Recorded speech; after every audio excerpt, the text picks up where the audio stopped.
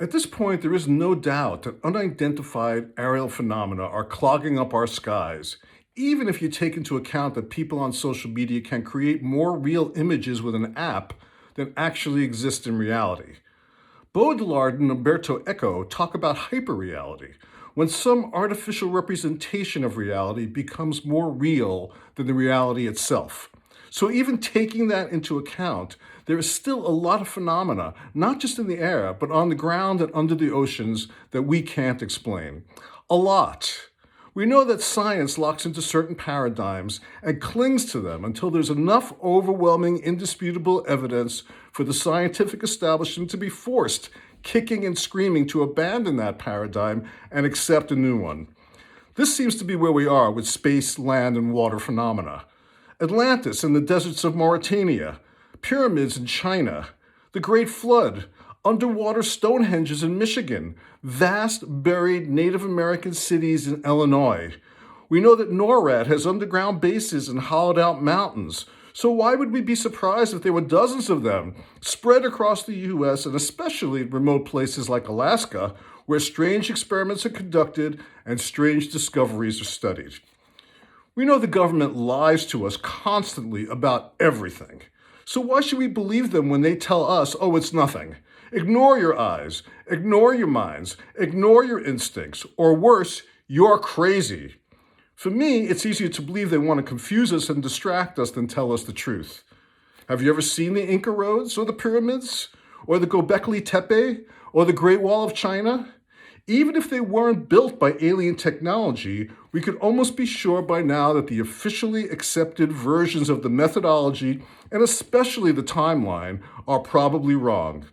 We ask questions about what happened before the Big Bang, but no expert actually knows. So here's a theory. See what you think. Remember that the Earth wasn't always the Earth. Maybe these prehistory civilizations, and I don't use the word prehistoric because that connotes primitivism and what I see is rather sophisticated, if unexplainable, technology. Maybe this random rock we call Earth was part of a larger rock, or at least a different rock, at one time before time as we measure it began. And on that larger rock, many civilizations emerged, flourished, and disappeared. Some without a trace, but maybe some with a trace. Maybe while hurtling through space, this other rock broke apart, and one of those rocks, through gravity and weather conditions, became Earth. But some of that pre-Earth history remained. You couldn't possibly accurately date those artifacts because they predate measured time. And if the paradigm says civilizations began on this date, be it 500 BC, 50,000 BC, or 5 million BC, it could be, and probably is, very, very wrong. We tend to dismiss encounters and abductions like we do near-death experiences, but that strikes me as so literal. Even though we can sort of explain chemically and scientifically what is happening in our minds during a near-death experience, that doesn't make it any less real, because to be honest, we can't explain reality. Science can't explain what it is, only what it's not. The same with abductions. Something has happened, something real, and to dismiss it is to dismiss a potentially deeper and greater truth that science can provide.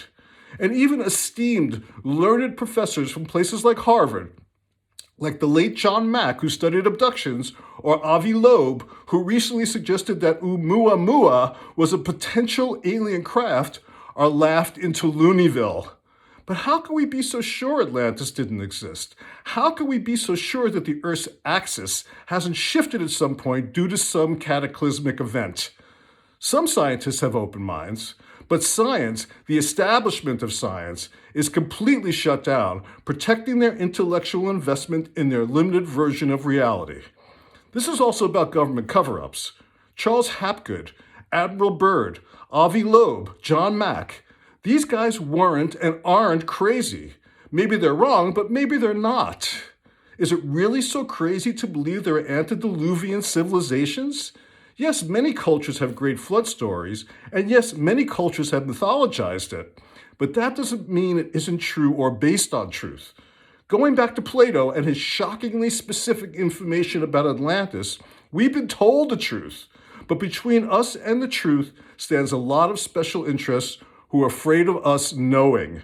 It's always been that way. So is Plato and everyone else I've mentioned liars? Is everything I've mentioned here lies?